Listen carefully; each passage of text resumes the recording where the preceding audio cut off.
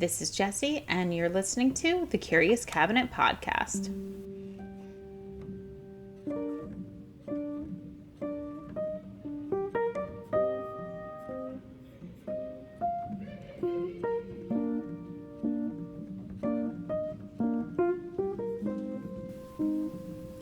So I apologize if there's any background noise. I think you might be able to hear a little bit of my husband playing guitar downstairs. So I apologize if you hear anything like that. But anyway, so today we're going to tackle one of aviation's greatest enigmas, the disappearance of a Boeing 727 registered N844AA, which vanished from an airport in Angola on May 25th, 2003, and has never been seen again. There's been no wreckage, no distress calls, no answers, just a 200,000-pound airliner gone. This isn't just a story about a missing plane. It's a puzzle wrapped in a post-9/11 paranoia, shady business dealings, and whispers of international intrigue. Get ready as I walk you through these facts, the timeline, the people involved, and the theories that have kept this mystery alive for over 2 decades. Let's start with the basics. The Boeing 727-223, tail number N844AA, was a workhorse of the skies. Built in 1975, this tri-engine jet was designed for short to medium haul flights, capable of carrying up to 189 passengers. It spent 25 years flying for American Airlines, racking up thousands of hours in the air. By 2001, it was sold to Aerospace Sales and Leasing, a Miami-based company that dealt in used aircraft. But this plane wasn't new or flashy.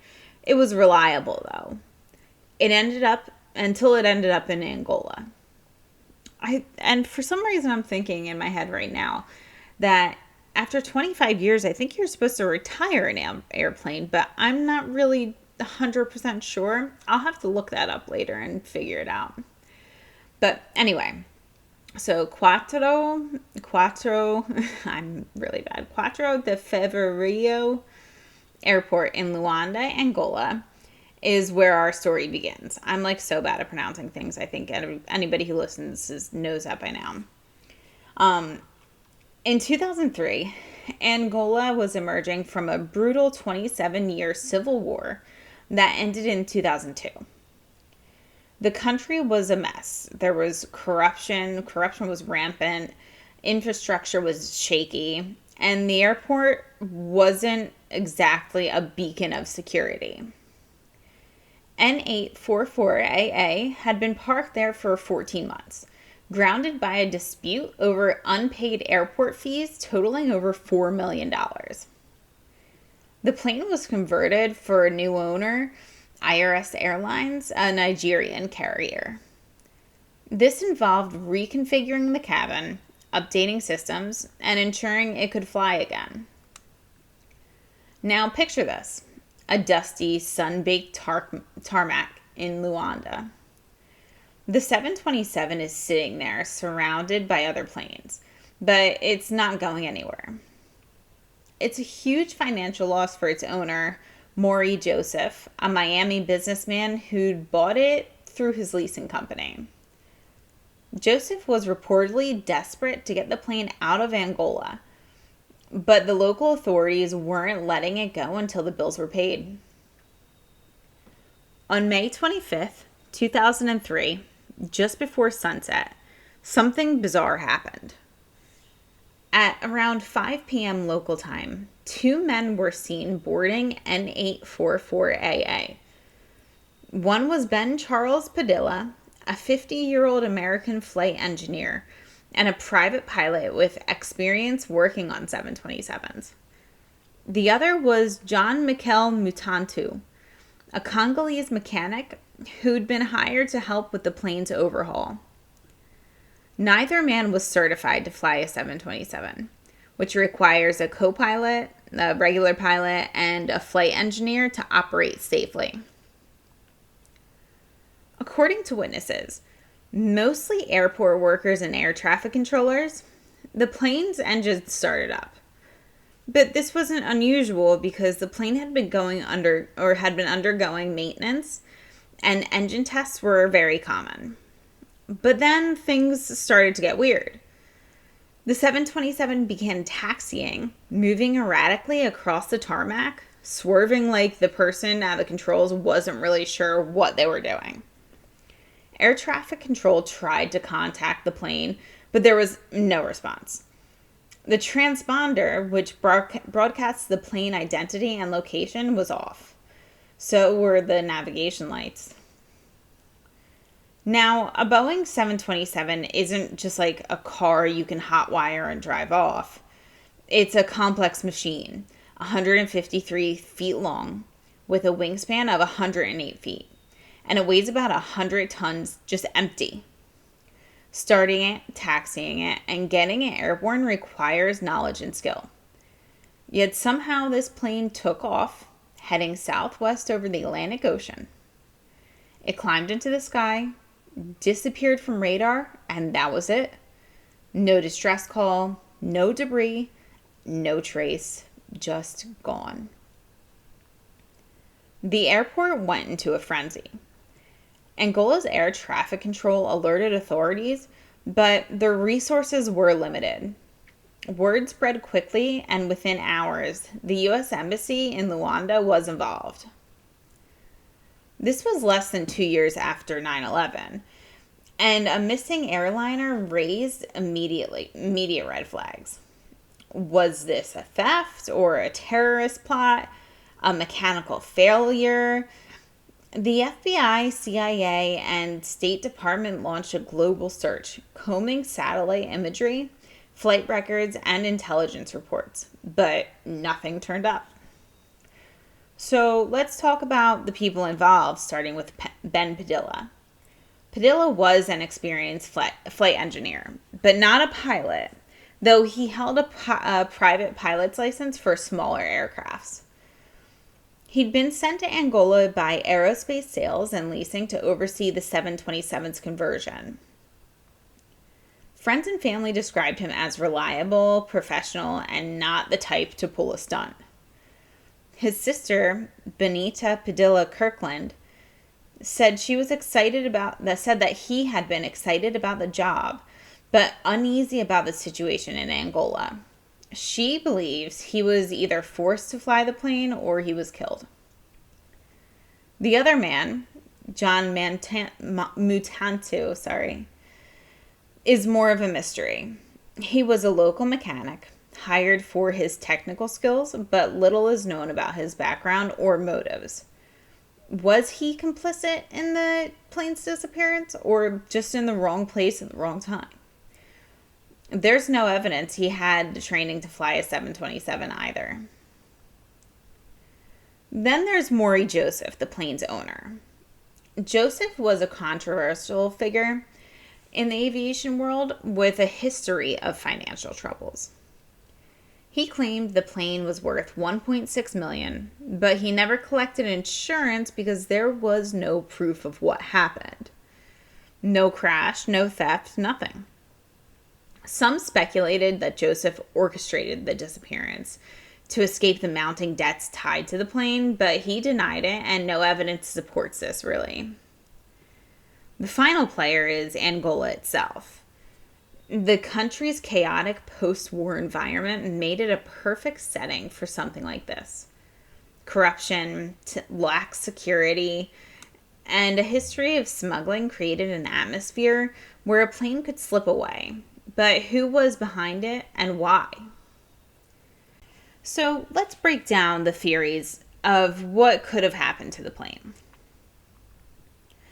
Theory one is that it could have crashed in the Atlantic. The simplest explanation is that the plane crashed shortly after takeoff. With inexperienced pilots at the controls, and it's plausible that they lost control, especially at dusk with no lights or transponder. The Atlantic Ocean is vast, and a wreckage from a crash could easily sink without a trace. The 727 had 14,000 gallons of fuel, giving it a range of about 1,500 miles. If it went down far offshore, finding it would be like looking for a needle in a haystack. But here's the problem. No debris, no oil slicks, or bodies ever washed up. If you can compare this to other ocean crashes like Air France 447 in 2009, the wreckage was found within days. The total absence of evidence is what makes this theory shaky. Theory number 2 is that it could have been stolen for profit. Another possibility is theft. The 727 could have been flown to a remote airstrip, repainted, and re-registered for use in illegal activities like drug smuggling. Africa's history of ghost planes used for trafficking supports this idea. A reported sighting in Conakry, Guinea, in July 2003 described a 727 where the plane was supposedly spotted with a new paint job, but parts of the old registration were still visible. The U.S. State Department investigated and found no evidence to confirm this. Stealing a plane this size requires serious resources, like multiple skilled pilots and a place to hide it, of course, a network to alter it or sell it. But the logistics are daunting, not impossible, but for in a region known for black market aviation deals, it's really not impossible. But the lack of concrete sightings or recovered parts leaves this theory kind of speculative as well. The theory number 3 is insurance fraud. Now, some people do point fingers at Maury Joseph, suggesting that he staged the disappearance to escape the $4 million in unpaid fees and cash in on insurance money. But Joseph insists no insurance payout was ever made, and there's no proof of loss. Without the evidence of a crash or theft, insurance, and I'm sure insurance would pay up, and there's no record of Joseph profiting anywhere. This theory feels like a stretch given the risk and the lack of payoff.